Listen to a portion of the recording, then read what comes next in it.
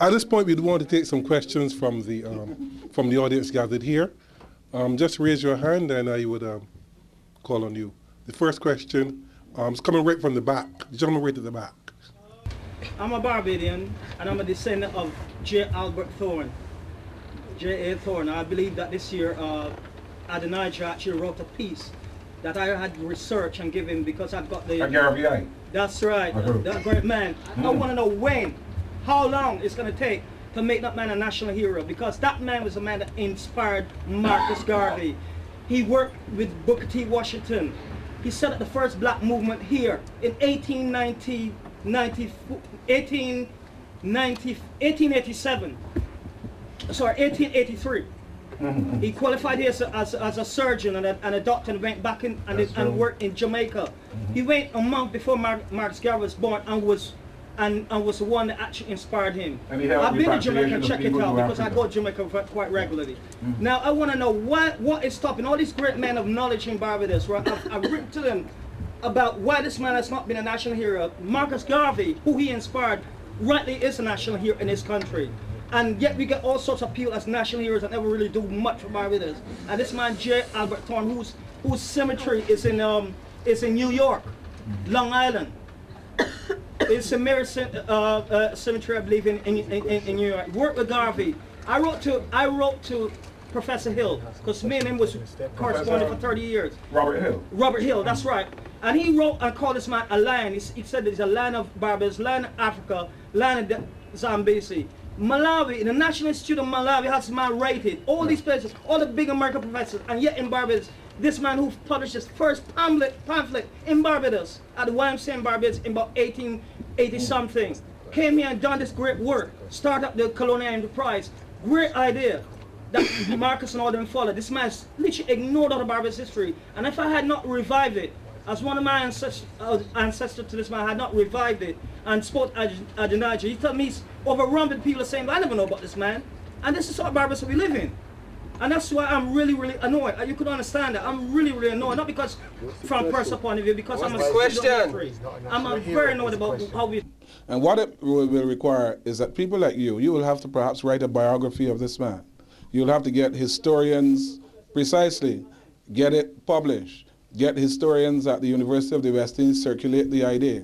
Get the idea to the Prime Minister, whoever is Prime Minister, and see what happens. But the problem is, hold on, the problem is that Thorne would have to wait in line. And I'm not even being flippant again. When the first list of it, what do we have? We have a cricket or football team.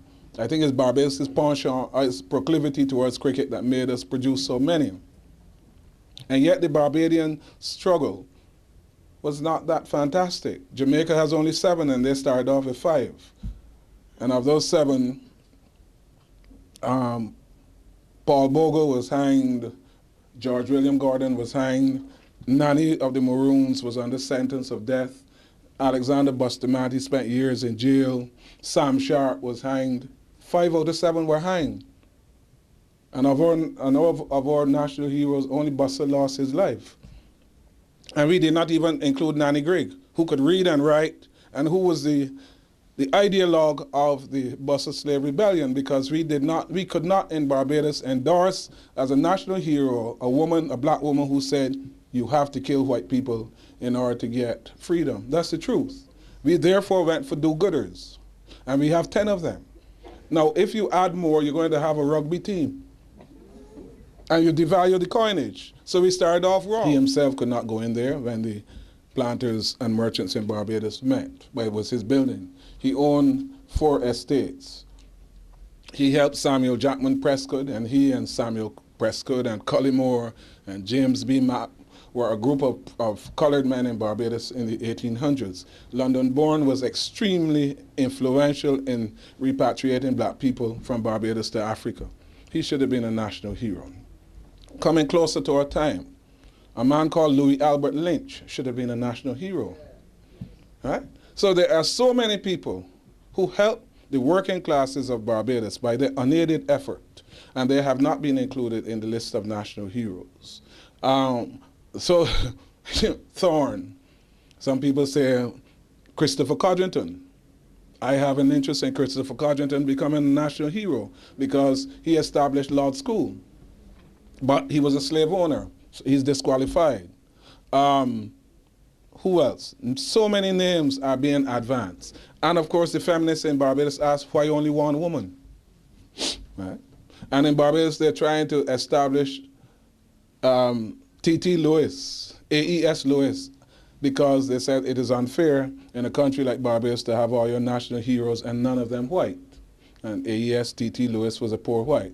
So we have a complex and confused situation and in Barbados. And all I can do is tell you, my brother, keep on keeping on, because I'm not going to be part of any exercise with the national heroes. I think we did wrong in establishing more than 5. My feeling back in 1998 is that you had to have Errol Barrow and Grantley Adams. You had to have Samuel Jackman Prescott, Busser. I don't know who else. 4, perhaps Duncan O'Neill. But I would not have put 10. Because we could see then what is happening now. You will advance the bona fides and the claims of Thorne. Carol Watson is advancing the bona fides and the claims of London Bourne. Gary Lewis is advancing the claims of T.T. Lewis. Some people are advancing the claims of Pat Simmons' mother, right? What's her name was? Ooh. Pat Simmons' mother. She was lived there, Bank Hall. Sybil? Olga Simmons, a social worker, right? Because they want more national heroes. But as my mother would say, you can't be right if you start wrong. You start with 10 national heroes, and it is a problem for the children to remember them every April. The more you put in, the more stress you put on the children. And I'm not being flippant. I'm not being flippant, right? Because there are so many people who should be national heroes in Barbados, but the people went ahead. But all I can do is make a note of what you said, sir, and I applaud you for keeping on. Thank you. My first question, Mr. Marshall, is this. The Barbadian Rebellion of 1860 had a profound effect on the region. Yes. And Governor Murray, I'm a Guyanese. We don't hold that against you. You will have my phone. Guyanese of Barbadian extraction, we suspect. No, both my parents are Guyanese. Barbadian extraction. From 1863, we were sending people to Ghana to work on the estate. Yes. Thank you. Yes. My grandmother can testify to that. Right. Confession is good for the soul. You get Governor Murray in Guyana writing to the plantocracy in Barbados and quoting the Bible. St. Paul, slaves, obey your masters. And my question to you is, the profound effect that this had on the region, and as far as on the mainland in Guyana, what was it that happened on that rebellion? But I'll come back to the Demerara uprising of 1823. Not now. There are other more adept minds here at that. What I want to take issue with you is a point you have raised in your presentation, and it is not that I dispute the facts. It's the way you arrange the furnitures in the drawing room. And it is this, concerning Wilberforce and Clarkson. It is this issue still brings out heated debate in this country. And it is this, that this country is yet to show grateful thanks to Thomas Clarkson. But sorry, said that? Yes, but the trouble is this. It is not Wilberforce, then Clarkson. Amen. It is for Wilberforce to have addressed Parliament with a whole ream of data for 3 hours. That data had to come from somewhere, and it came from Thomas Clarkson.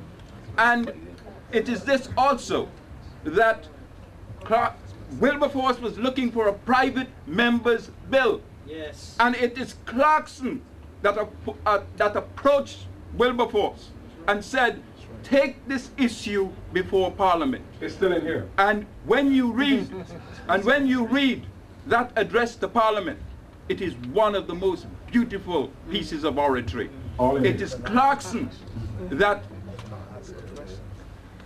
motivated the working classes of this country. And instead of Nelson's statue, they should have a statue to Clarkson in Trafalgar Square. And a colleague of mine just mentioned Equiano, but I want you to contain yourself to the 1860 rebellion and its effects in the region. 1816, and I have to make my answer short, 1816 in the Caribbean signaled to the British that something was fundamentally wrong. Because here you had a society which had been quiescent for 124 years. There had been no slave revolts in Barbados. And now Barbados is England's most stable country erupted in a rebellion which engulfed St. Philip, Christchurch, St. George, St. John, and they had a plan of taking over the entire island.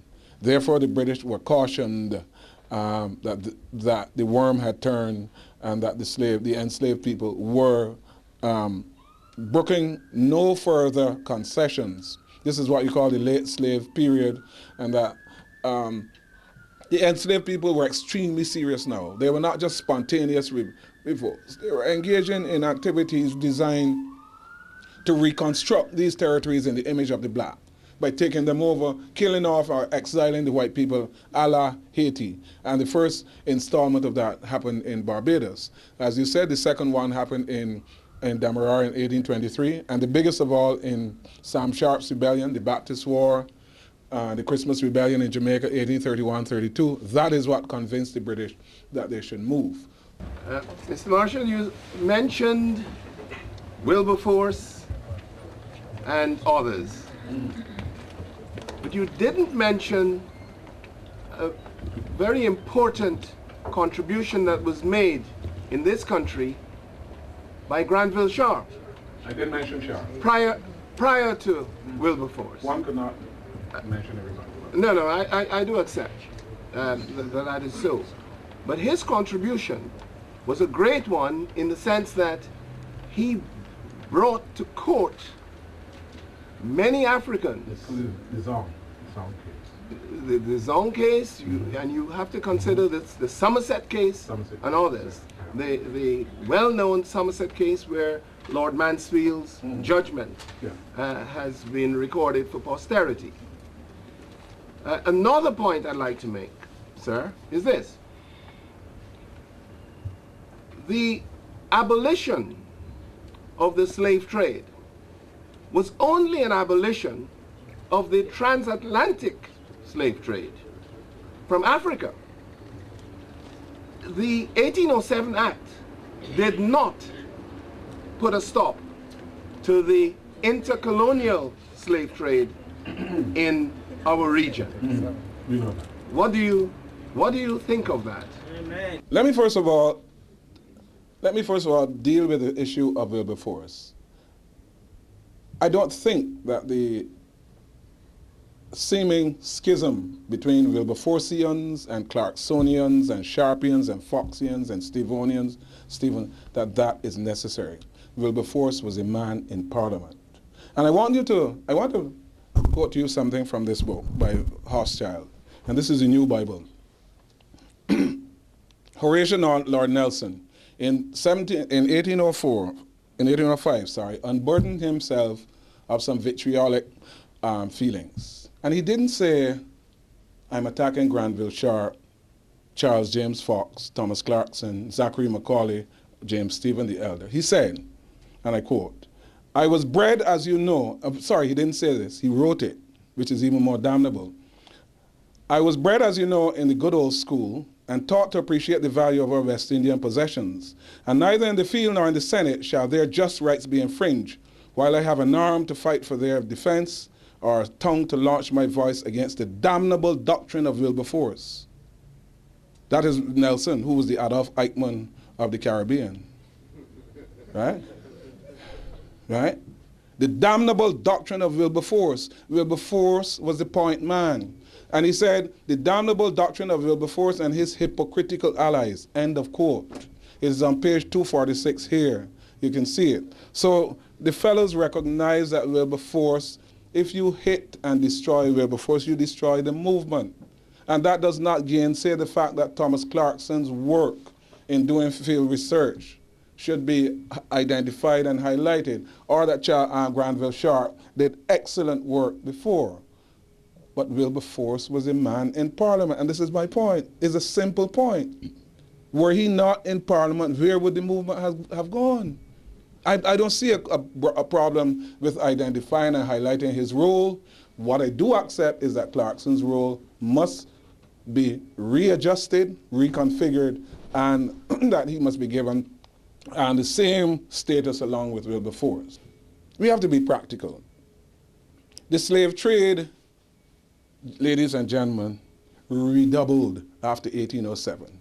The Americans followed the British example and abolished the slave trade with effect from the 1st of January 1808. The British Act came into being the 14th of May or the 1st of May 1808. And look at what happened after that. The westward movement brought the need, stimulated the need for more black cargoes to the USA. Virginia now, and not Barbados, became the main entry point for people. Until the 1840s, Americans were still importing at least, what, about 15,000 black people a year. Look also, in 1838, Cuba takes off. Cuba takes off as a producer of sugar cane. There is now a new destination point for black cargoes, Cuba. So more Americans entered the trade after 1808. More enslaved people are brought from Africa to the Caribbean. Not to mention Brazil. Brazil does not end slavery until 1888. Cuba ends slavery in 1886. There are up to 1861 in Brazil, up to 1850 in Cuba. And afterwards, people are bringing black people on the slave ships. Between Trinidad and Guyana, there's a thriving trade. The Royal Navy captures slave ships, repatriates the people or puts them in Trinidad, where they're called liberated Africans. Some are sent back to Africa. It is only a first step. It is not the definitive step. Nobody would argue or should argue that the 25th of March, 1807, or the 1st of January, 1808, put an end to the slave trade. What happened is that two nations, England and America, England decided to disinvest in the slave trade. And I remember I said it was the leading sector of its economy. That's like Barbados disinvesting in tourism. The Barbados government. Remember, Britain did that.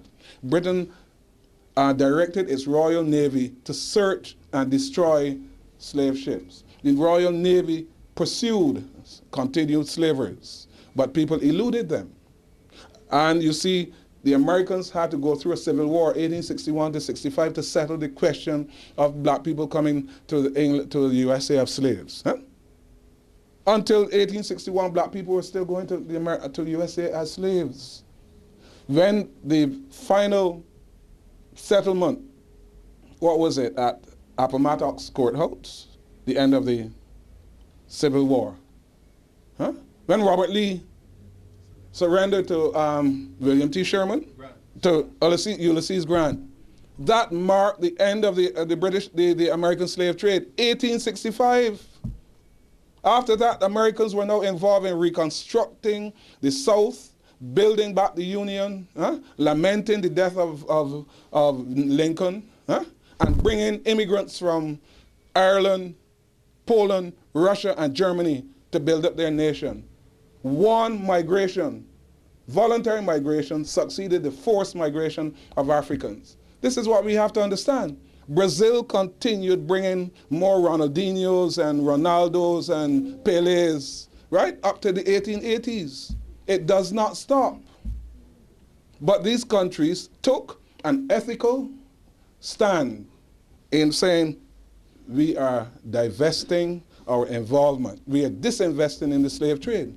That is all I can tell you, sir.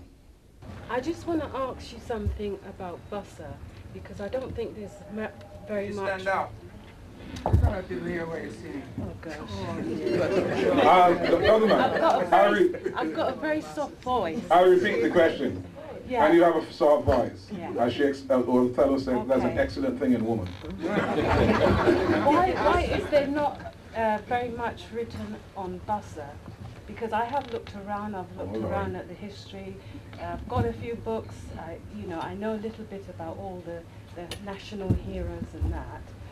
But one question I'd like to ask you as well, who was it that commissioned the statue of Bussa? Okay, let me start with your first question. Why is there not much said on Bussa? Madam, you want me to enter a hornet's nest.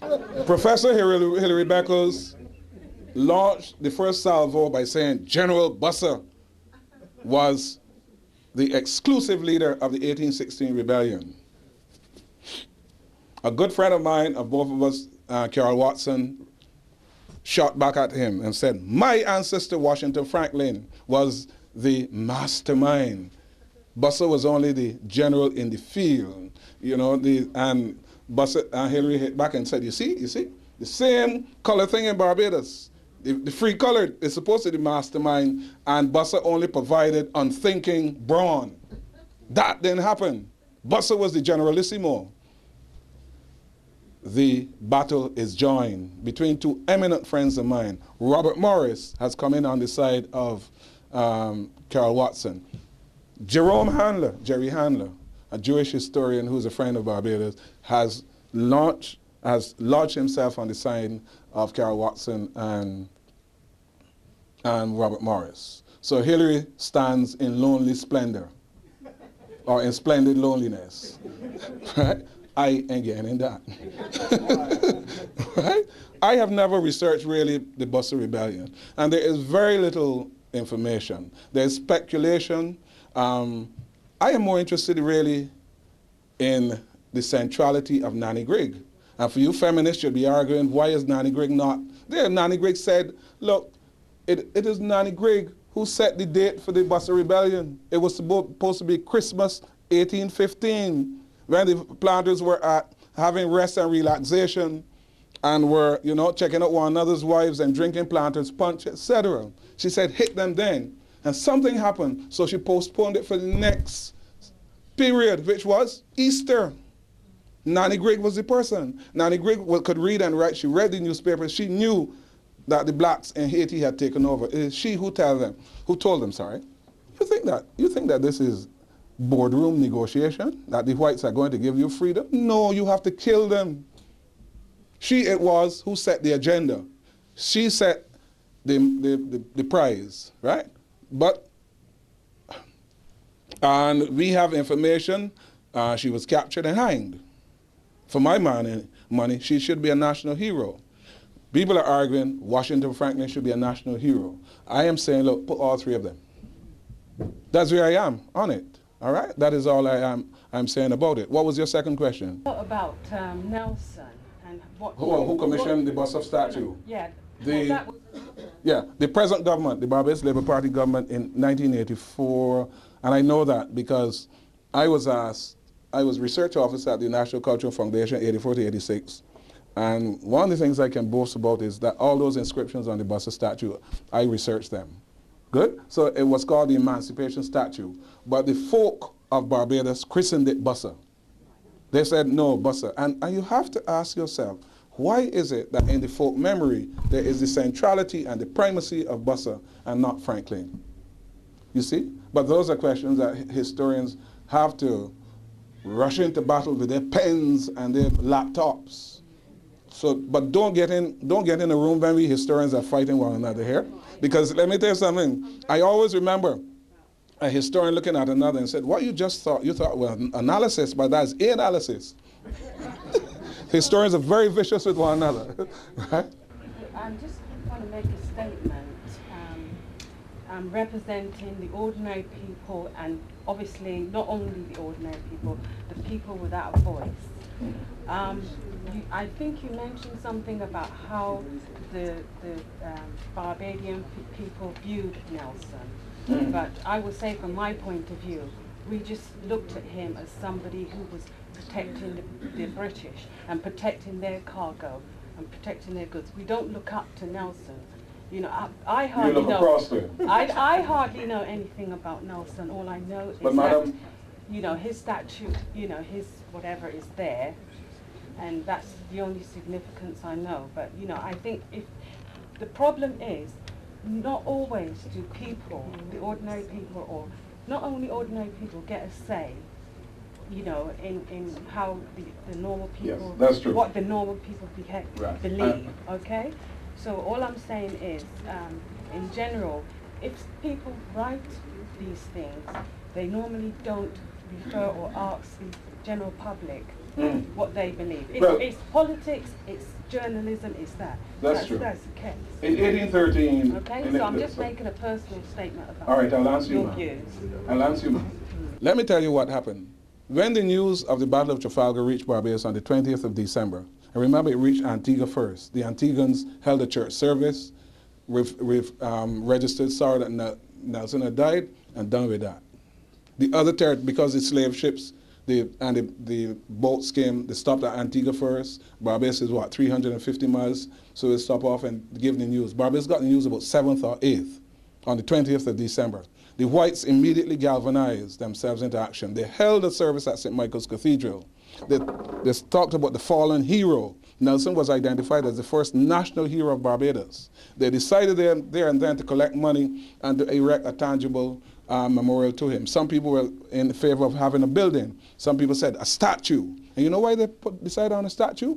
Because Jamaica had put up a statue to Sir George Rodney, Admiral Rodney, who had defeated the French at the Battle of Les Saints in 1782, and the French were on their way to capture Jamaica.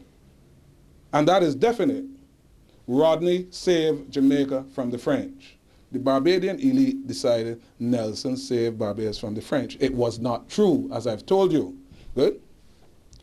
So they decided they had another service on the 6th of January 1806. And there they started making collections. Now the notion is that every Tom, Dick, Harry, Larry, and Mary, including black people, gave money to put up that statue. That is irrelevant if it happened, because it shows that people could be fooled. Right? People can be fooled. What happened is that, owing to the confusion in the area, they could not erect a statue. So it was 7 years, 84 months afterwards that they erected a statue, and they knew that Nelson had not saved them from the French. Why did they not say that the Duke of Wellington saved them from the French? The Duke of Wellington, on the 14th of June, 1815, defeated Napoleon at Waterloo. That ended the French threat to any British territories, and the Barbadians did not put up a statue to him. They wanted Nelson because they wanted to, like prostitutes, right, and scavengers, to associate themselves with his glory, right? And they did that, and they put it up, and they made generations of us in Barbados repeat everything about that one-eyed, one-armed man, and kiss me hardy, and all those kinds of things. Huh? And let me tell you something, madam. 1838 came in Barbados, and it was not highlighted by the white Barbadians, August the 1st, but the 21st of August, 1838, the 21st of October was highlighted as Trafalgar Day. 1838, 39, 40, 41, right through. It did not matter what happened. 1937, Clement Payne's revolt, it did not rate a notice in the newspapers.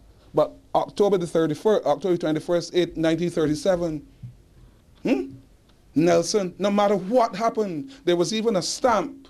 A stamp was pressed in 1905 to commemorate the 100th anniversary of Nelson saving Barbados. It is a grotesque lie, and a whole set of people were fooled by it.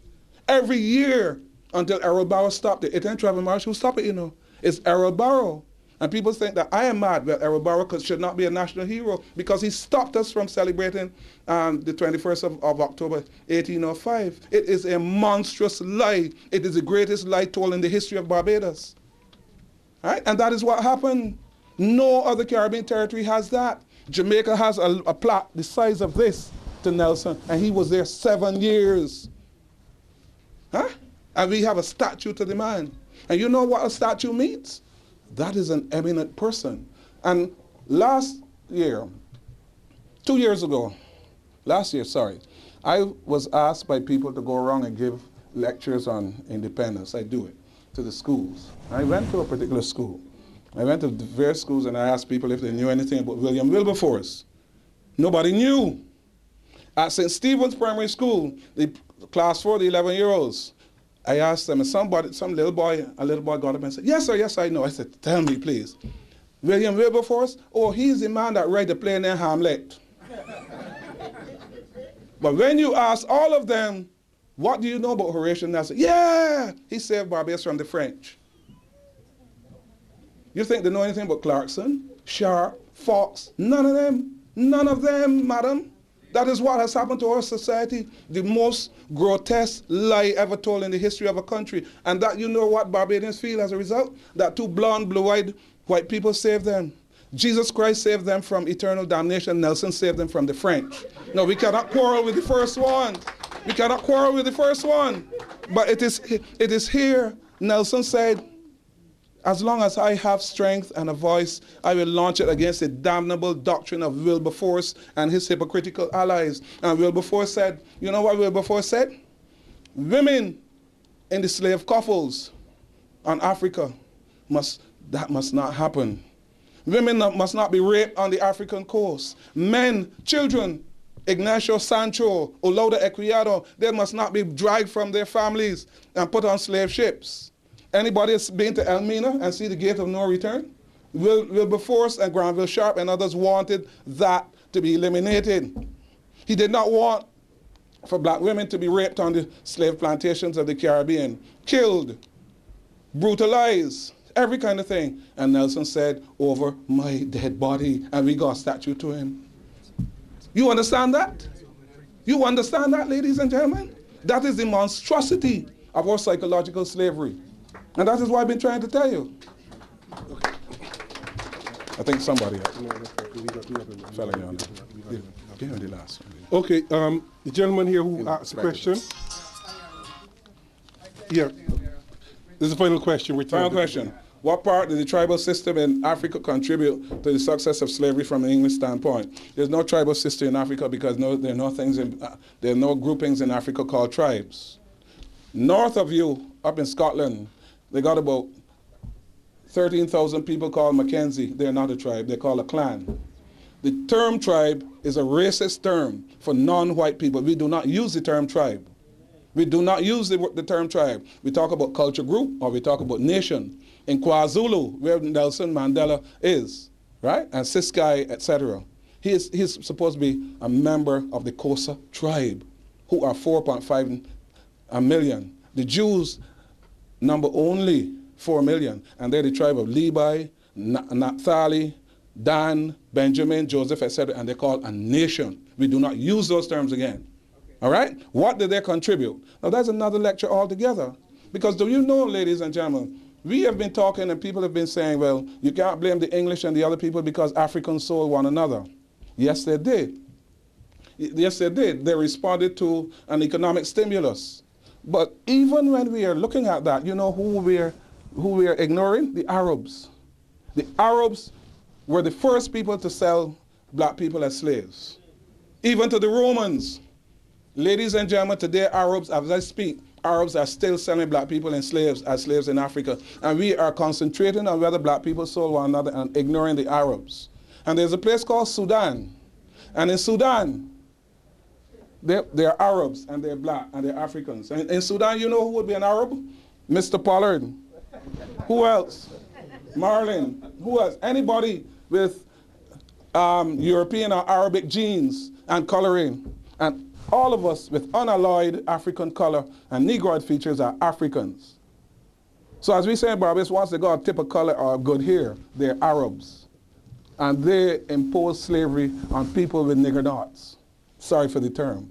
That is what is happening in Africa. That is the thing that we must look at, ladies and gentlemen. Admittedly, you had Dahomey, Benin, Oyo, Sokoto. These are African states which emerged and established empires on the basis of slave raiding. They got guns from the English, the French, the Dutch, the Portuguese, and the Arabs, etc. It is a heinous crime on the part of the Africans. There is no excuse for them, right? And they contributed to the slave trade. But they were not the only ones. Englishmen, as Clarkson discovered, were going up in upstate Nigeria as late as 1816, right? Capturing people, because we are getting the propaganda that the English stayed in their forts at the water's edge and the Africans brought the enslaved people to them. That is not true. All three groupings were involved in the slave trade, and we are really sorry for the involvement of the Africans in it. Yep. Thank you, Trevor. At this point in time, we really run out of time. I really cannot take any more questions. We would have to ask you to pose the questions to Trevor as we refresh ourselves shortly. Not at all. At this point in time, I would like to call on Ms. Denise Stanford to give a vote of thanks on behalf of all of us here. I don't want to spend too much time on introducing Denise, except to say that 2 weeks ago at a meeting on the African diaspora in South Africa, Johannesburg, when Denise spoke, the South African Foreign Minister was spellbound. I give you Denise Stanford. By her beauty. Not by her beauty, by what she said. Not alone. Attorney at law, Denise Stanford. Oh shoot, I've seen her at our conferences. My darling, how you doing? Okay, you can hear me now. Yeah. All right. Well, it's very difficult for me to try and give a vote of thanks and also to sum up in terms of this evening. I think it's really important, this discussion that we're having. As usual, we do not have enough time to really have this dialogue amongst us. But it's important that we acknowledge, as we're going in to commemorate our independence again, that we reevaluate what this means. What has independence come to mean, especially when we have heard from our eminent historian the reality about emancipation in Barbados not being the dates that we have historically been told. So at this stage, we need to acknowledge and thank His Excellency, our High Commissioner, Deputy High Commissioner, also to Mr. Wiltshire in terms of chairing today, and our eminent historian. Sorry, I'm not used to holding the mic and speaking because people who have heard me speak before know that once I get going, my voice does project. But also to Trevor Marshall, because it's very appropriate as we are in this commemorative year as the bicentenary. There's just a few closing statements that I'd like to make and to leave us with on the basis of what I've been inspired, by listening this evening. We're talking about Barbados and the so-called slave trade, past, present, and future. What is Barbados's nation as a role? What is our role as Barbadians? And also some of us who will acknowledge and claim our African ancestry, some of us who are not ashamed of it, even some of us who are uncomfortable with it and are becoming used to it. But I begin with that old African proverb that until lions have their own historians, tales of the hunt will glorify the hunter. And I say that because history, it was once said, is a set of lies agreed upon. And as I've been listening, I think we need to be very mindful of the powerful role of the narratives, and in particular the dominant narratives that we hear about history. Whose version of our story are we listening to? And also, when we're talking about this period in history that's called the transatlantic slave trade, who called it that? Who called it a slave trade? And I want to disclose something to you tonight, because I can remember being in this very same room, and when I was speaking, an elder mother felt I was being too controversial, and she asked me if I was Barbadian, and I said to her, yes, my father was born there, but my mother was born in Guyana, and she says, oh, that's why. So I'm really just disclosing that to everyone tonight about my Guyanese heritage, because in case I may say something that people may not agree with. So history is hotly contested.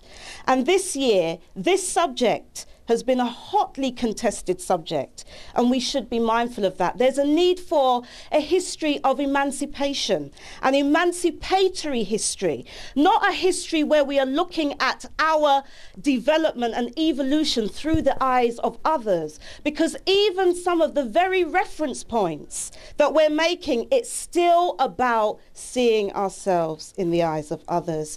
We need to be mindful and remind ourselves, what are we commemorating? Not celebrating this year in terms of 1807.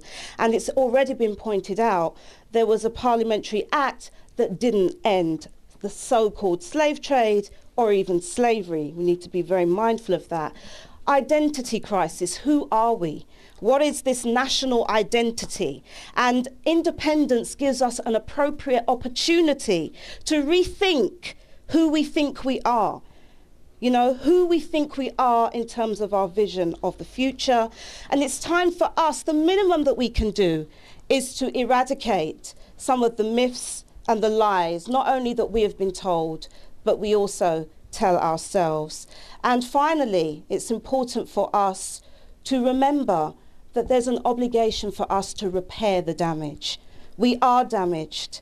We are damaged in our families, we have damaged histories, and essentially that's what reparations is about. And we should understand what reparations means. We should break the silence. We have to move beyond shame, guilt, fear, and we have to have the courage to accept the truth. So I'd like to thank us all for being here. I'd like to thank, in particular, all the mission officials here who have really made it possible for us. And I'm really glad that we are beginning to have this conversation in public when so many of us have been castigated for really standing up for these issues. So now that boil has been lanced, and now we have to let that healing begin.